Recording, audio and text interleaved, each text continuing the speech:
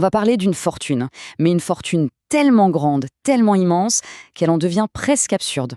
L'homme derrière tout ça, Mansa Moussa, un empereur du Mali au XIVe siècle. C'est un nom qui, franchement, a été un peu oublié. Et pourtant, son histoire, c'est l'une des plus incroyables qui soit.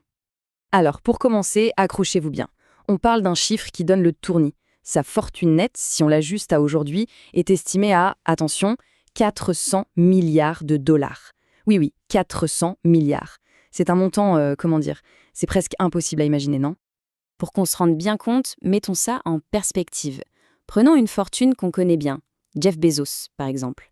En 2019, il était considéré comme l'homme le plus riche du monde avec 117 milliards de dollars. Eh bien, Mansa Moussa, il était plus de 3 fois plus riche. Le décalage est juste ahurissant. Ça donne une bonne idée de l'échelle de sa richesse. Et là, forcément, on se pose la question. Comment est-ce possible? Comment l'homme le plus riche de toute l'histoire a-t-il pu en quelque sorte disparaître de la mémoire collective? C'est un peu le grand mystère qu'on va essayer de percer ensemble aujourd'hui. Alors, par où commencer? L'histoire de Mansa Moussa, c'est tout sauf une histoire classique. Il n'était pas du tout destiné à devenir empereur, en fait. Son arrivée au pouvoir, c'est un mélange d'ambition folle et d'une histoire de bateau perdu dans l'Atlantique. Voilà ce qui s'est passé. Son prédécesseur, l'empereur, était complètement obsédé par une idée: trouver le bout de l'océan Atlantique. Il a donc monté une expédition absolument gigantesque et il n'est jamais revenu. Disparu. Et voilà comment son second, Moussa, se retrouve propulsé sur le trône de l'un des plus grands empires d'Afrique. Incroyable, non? Bon, maintenant qu'on sait comment il est arrivé au pouvoir, intéressons-nous aux fondations de sa puissance. D'où venait toute cette richesse? Comment l'Empire du Mali a-t-il pu amasser une telle fortune? C'est un cocktail assez malin de ressources naturelles et de stratégies bien pensées. En fait, l'Empire était littéralement assis sur une mine d'or, et pas n'importe laquelle. On parle de plus de la moitié de la production mondiale d'or de l'époque. À ça, il faut ajouter le sel, qui valait son pesant d'or dans le désert, et les noix de cola. Mais le vrai coup de génie, c'était le contrôle des routes commerciales. L'Empire taxait absolument tout ce qui passait sur son territoire. En gros, sa position géographique était devenue une véritable machine à imprimer de l'argent. Mais ce qui est vraiment fascinant avec Moussa, c'est sa façon de gouverner. Il n'était pas juste un conquérant. Oui, bien sûr, il avait une armée redoutable. Mais il a très vite compris que la vraie puissance, ce n'était pas que les armes. Son idée, utiliser l'islam comme un lion culturel pour son empire immense, mais tout en faisant attention à respecter les croyances locales pour éviter les tensions. C'était du soft power avant l'heure, une approche hyper moderne pour l'époque.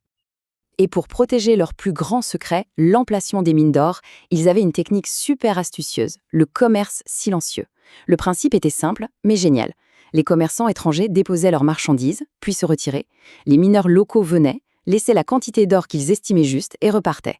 Les commerçants revenaient, soit ils prenaient l'or, soit ils le laissaient, et la négo continuait. Résultat, le business se faisait, mais personne ne savait jamais d'où venait l'or. Brillant.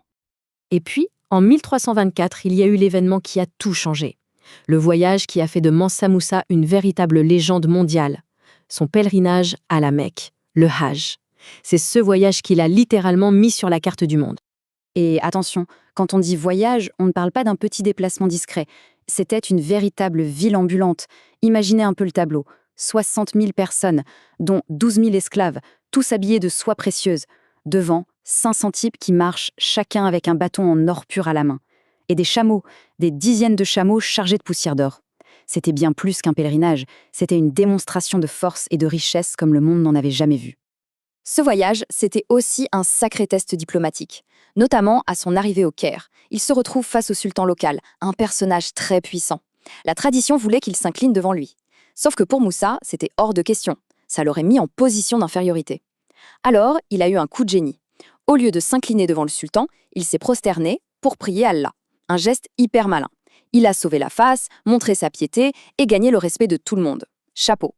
Mais l'anecdote la plus dingue de son passage au Caire, c'est l'impact économique de sa visite. Moussa était tellement généreux, il a distribué tellement d'or en cadeaux et en dépenses de toutes sortes, qu'il a complètement fait cracher le marché local de l'or. La valeur de l'or s'est effondrée, ce qui a provoqué une inflation monstre qui a duré plus de 10 ans. C'est fou de se dire ça. Un seul homme, juste en étant généreux, a mis à genoux l'économie de toute une région. Mais ce pèlerinage, ce n'était pas juste une histoire d'or et de démonstration de force. Le vrai tournant, c'est ce qu'il a fait à son retour. Il a décidé d'utiliser sa richesse pour transformer son empire en un phare de la connaissance. Et au cœur de ce projet, il y avait une ville. Tombouctou. En rentrant de la Mecque, il n'a pas seulement ramené des souvenirs et de l'or, il a ramené l'essentiel, du capital humain. Il a en quelque sorte fait son marché des cerveaux. Il a recruté les meilleurs poètes, architectes et savants du monde musulman pour qu'ils viennent l'aider à bâtir son projet. Et le résultat de tout ça, c'est la fameuse université de Sankoré à Tombouctou. À son apogée, cette université pouvait accueillir 25 000 étudiants. 25 000! C'était tout simplement l'un des plus grands centres d'éducation du monde entier, sans aucun problème pour rivaliser avec les institutions européennes de l'époque. Et on n'y étudiait pas que la religion, loin de là. Le programme était hyper complet. On y faisait des maths, de la physique, de la chimie, de l'astronomie, de l'histoire, de la géographie et même de l'éthique des affaires. Tombouctou était vraiment devenue une plaque tournante du savoir mondial. Il y a un vieux proverbe soudanais qui résume parfaitement la nouvelle réputation de la ville. Le sel vient du nord, l'or vient du sud, mais la parole de Dieu et les trésors de la sagesse, on ne les trouve qu'à Tombouctou. Voilà, tout est dit. La ville n'était plus juste un carrefour pour les marchands, c'était devenu le cœur intellectuel de toute la région. Malheureusement, comme souvent dans l'histoire, les âges d'or ne sont pas éternels. Après la mort de Mansa Moussa, le magnifique empire qu'il avait bâti a entamé un long et lent déclin. Sa mort, vers 1337, a vraiment sonné la fin d'une époque de stabilité. Après ça, les choses se sont compliquées. Des guerres intestines, la montée en puissance d'empires voisins, tout ça a commencé à grignoter la puissance du Mali. Et puis, le coup de grâce est venu d'ailleurs, d'un changement à l'échelle mondiale. La découverte des Amériques par les Européens a complètement redessiné les cartes du commerce. Le Mali a perdu son rôle central et son avantage stratégique avec. Ce qui nous ramène à notre question du tout début. Comment un empire aussi puissant, dirigé par un homme aussi richissime, a-t-il pu tomber dans l'oubli à ce point? En fait, il y a plusieurs raisons. D'abord, des raisons pratiques. Beaucoup de sources de l'époque étaient orales ou écrites sur des supports fragiles. Les guerres qui ont suivi ont détruit pas mal de choses aussi. Mais il y a une raison bien plus profonde et elle est idéologique. L'histoire d'une Afrique super riche, super organisée, super cultivée, eh bien ça ne collait pas du tout avec l'image d'une Afrique primitive que la colonisation européenne a ensuite voulu construire et imposer pendant des siècles. Et ça, c'est vraiment le point crucial. Il y a un historien, Gus Castley Hayford, qui le dit très bien.